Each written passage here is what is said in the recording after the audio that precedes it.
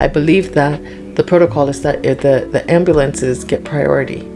So the people that come in on ambulances get priority over those who drive themselves into the ER. That's why you see all those people waiting in the ER, and ambulances are pulling in back to back to back. And those people are getting triaged and they're getting a bed back in the emergency room, while the people that came in to the ER for emergency room care are not getting care. Now, I know that many of these hospitals also see people that come in and use the ER for primary care because they don't have primary care doctors, but still, we are nurses, we're medical professionals, and I'm not blaming the medical professionals because they are understaffed, but when you triage someone, we are trained to see, to understand signs and symptoms that require immediate care. This is crazy.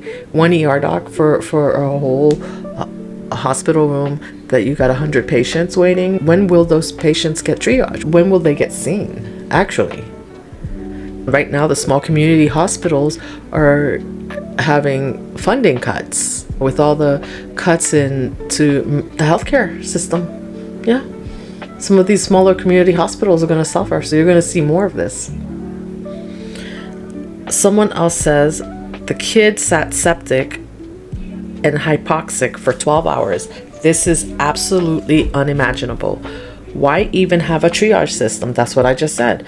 Do ambulances sit when they arrive too? This poor kid and family thought they were going to get help and watched him slowly and painfully die in front of their eyes with all the help around them. I hope they win. Yeah, and she asked the question that I just posed, right? Do they sit when they arrive too? I think ambulances get priority. If you feel like you're really, really super sick, I know it may seem silly, right? Because you want to go with your kid, follow the ambulance, get in your car, call the ambulance, be like, I'm scared to put them in the car. I don't know what's going on. It seems really bad. The other thing is that sometimes we drive our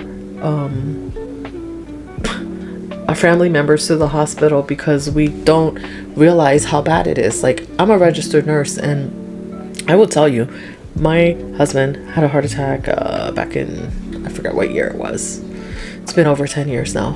And I drove him to the hospital.